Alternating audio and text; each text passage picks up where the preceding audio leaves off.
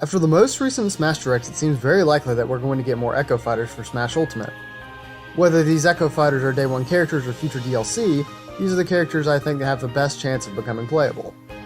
Note that these characters are in no specific order, and I'm not sure all of them will become playable characters, but I'll explain this during their breakdown. So, let's get started.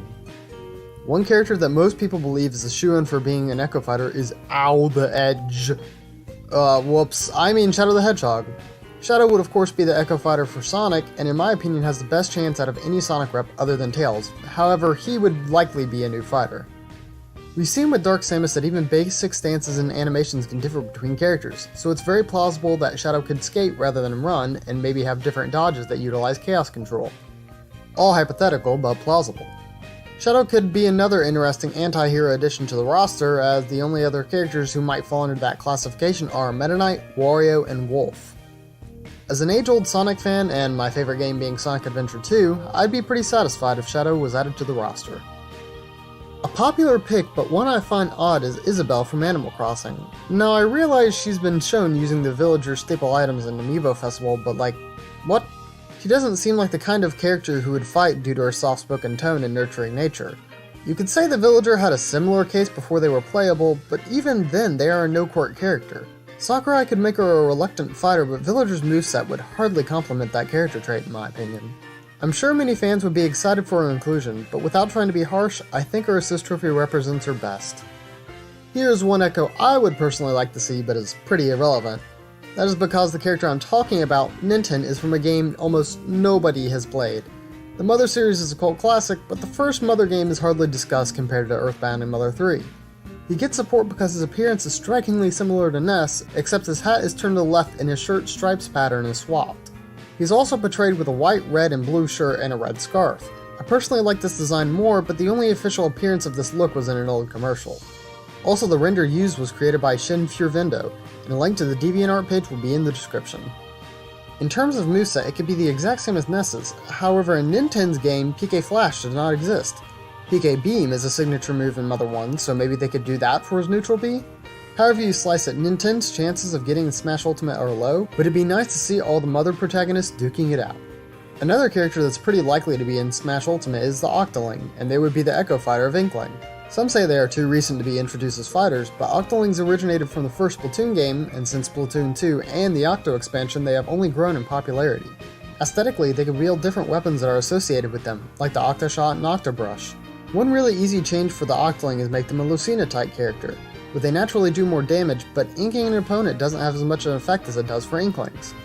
As a character, I don't think they would have that much different from Inklings, which is why I think they would make a suitable Echo Fighter. After the announcement of King K. Rool, it seems some people have given up on Dixie Kong as a playable character. Dixie Kong would be an Echo Fighter of Diddy and would have many of the same neutrals and specials. One point that many like to bring up is Diddy's jetpack recovery, which does not fit Dixie's character at all. But consider this. Chrom is an Echo Fighter of Roy, but he has an up special similar to Ike's. With that being said, it could be possible to give Dixie Donkey Kong's up special, but of course make her hair be the hitbox rather than her arms.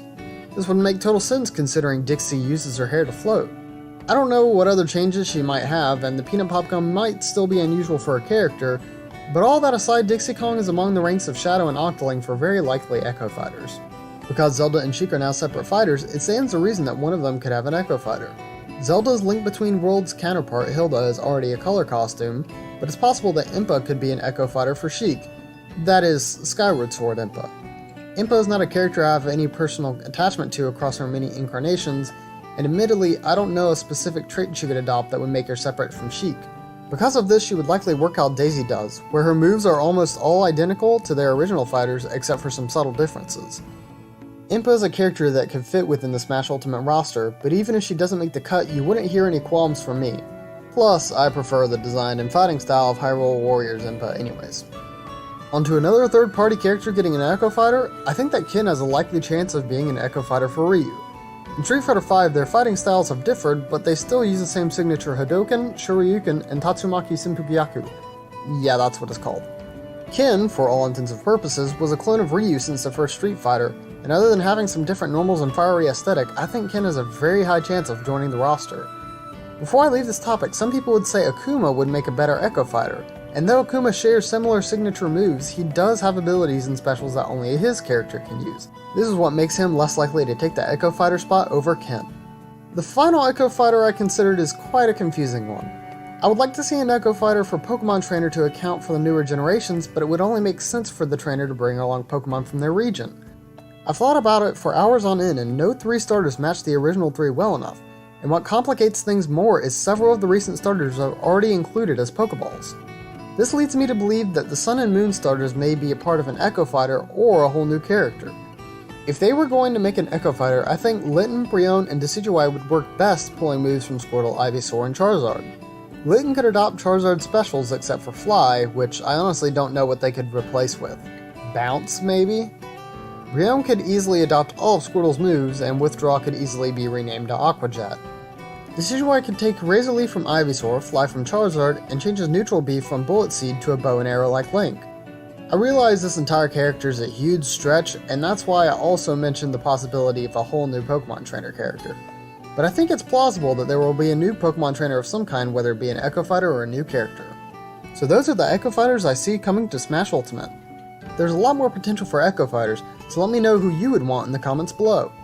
Also, please like the video if you enjoyed and subscribe if you'd like to see more. Thanks for watching, and I'll see you all next time. Bye bye!